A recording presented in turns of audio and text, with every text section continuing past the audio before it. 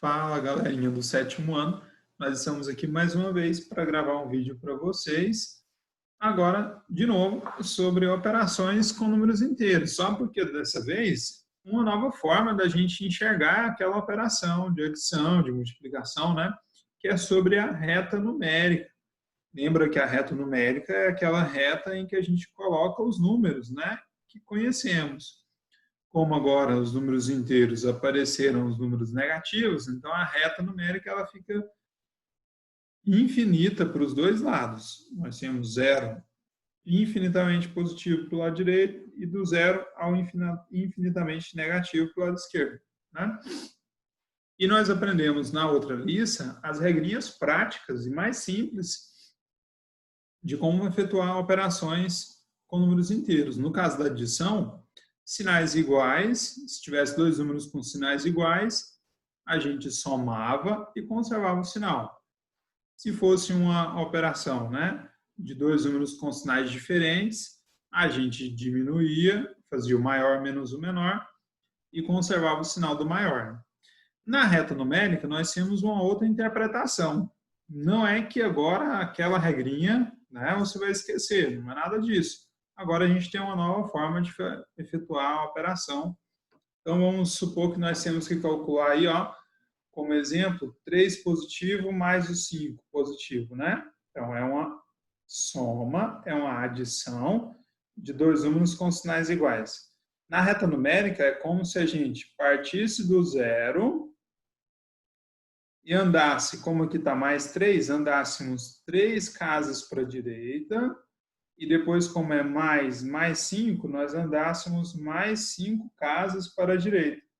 Então, é como se eu saísse do zero e fosse parar lá no 8. E é o mesmo que 3 mais 5, 8, 8 positivo. Mesma coisa nós temos se tivermos menos 3 mais menos 5. Nós temos uma adição de dois números com sinais iguais. Os dois são negativos. Então, nós podemos armar a conta, como nós já aprendemos, ou podemos ir na reta numérica e a partir do zero, como agora é menos 3, eu andaria 3 casas para a esquerda e depois outras 5 casas, e aí eu ia parar lá na casa de número menos 8. E é por isso que menos 3 menos 5 é menos 8. Também temos a regrinha, né? Na adição de números inteiros de mesmo sinal, adicionamos os valores absolutos e conservamos o sinal comum. Daí vem aí a atividade para vocês exercitarem mais um pouquinho, né? Resolver os parênteses, lembra, né? Mais vezes mais, tira, fica mais aqui. E nós temos aí também a adição de dois números inteiros de sinais diferentes.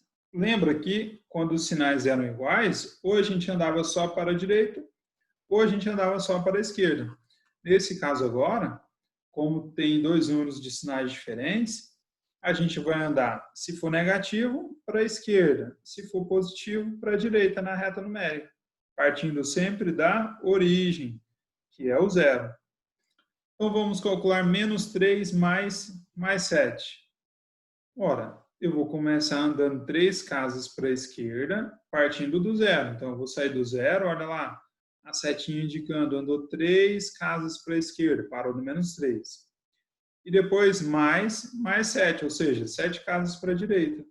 Então eu vou andar 7 casas, só porque agora eu vou começar contando aqui, ó, do menos 3. Então eu vou voltar essa, 1, 2, 3, 4, 5, 6, 7. E onde eu vou parar? No 4.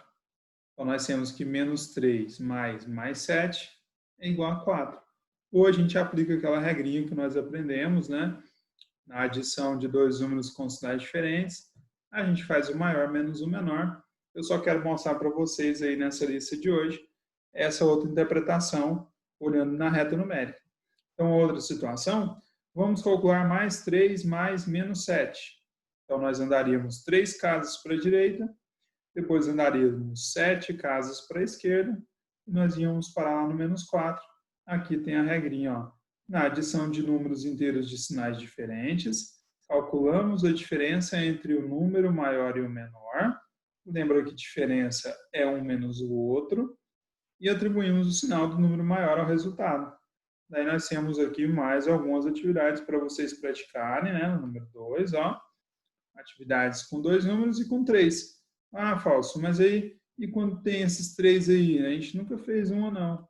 Quando tiver 3 aqui, gente, ó, vocês vão fazer esses 2 e colocar o resultado. E aí esse aqui você vai só repetir aqui embaixo. E aí vai resolvendo.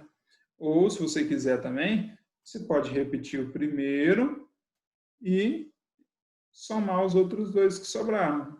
Tanto faz o jeito que você organizar, tá certo? E aí vai sobrar mais 2 aqui, ó. Vocês vão fazer os 2 que sobraram e aí vai ter o resultado. Então é normal, mesmo jeitinho. Só vai aumentar mais o número para você somar ou diminuir.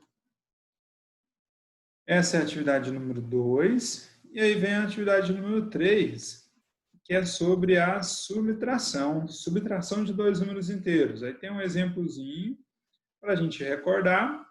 Lembra que a gente vai ter que resolver os parênteses, né? Se tiver parênteses para resolver. Se você não lembra, volta na correção da lista anterior para você recordar e poder resolver a subtração aqui. Temos também a multiplicação, que nós temos a regrinha da multiplicação. Tem mais um textinho aqui com alguns exemplos. Se você não lembra, volta no vídeo anterior da correção da primeira lista de operações com números inteiros, a lista 1. Temos também a divisão, que a regrinha é a mesma da multiplicação. Mais uma vez, se você não lembra, volte no vídeo que nós fizemos. E agora, uma conta aí que é nova esse ano para nós. Nós vamos recordar a potenciação, só porque agora é a potenciação de números inteiros, ou seja, vai ter uma potência e às vezes essa potência, a base vai ser negativa e às vezes a base vai ser negativa. Lembra que base, a gente chama de base esse númerozinho aqui, tá vendo a setinha? Base, o número que está dentro do parênteses ali. Expoente é o númerozinho que você vai ter que repetir aquele número. Então, ó, 3 positivo ao quadrado, 3 positivo é a base e o 2 é o expoente. Você vai ter que repetir a base, 3 positivo, 2 vezes e multiplicar. 3 vezes 3, 9, e aí volta a ser a regrinha da multiplicação. Então, quando a base é positiva, tem uma regrinha assim, ó. Sendo o expoente par ou ímpar, o valor da potência é sempre positivo. Ó, quando a base é positiva, o que é base? Esse númerozinho de baixo. Quando a base é positiva, sendo o expoente par ou ímpar, o valor da potência é sempre positivo. Então, sempre que a base é positiva, o resultado da potência vai ser positivo. E a outra regrinha é, quando a base é negativa, olha a base negativa aqui, ó, menos 3 ao quadrado, menos 4 elevado a 3. O que acontece quando a base é negativa? Quando a base é negativa, se o expoente for par, a potência é positiva. Se o expoente for ímpar, a potência é negativa. Então, olha só. A base negativa então o resultado vai ser negativo? Não, vai depender do expoente. Base negativa, mas o expoente é par, então o resultado vai ser sempre positivo. Mas se a base é negativa e o expoente é ímpar, daí o resultado vai ser sempre negativo. Essa regrinha vale para a gente não ter que fazer o jogo de sinal da multiplicação todas as vezes que eu multiplicar. Então, eu já faço um jogo de sinal da potência, descubro o resultado, o sinal do resultado, e depois eu só multiplico os números. Essa é a da potência.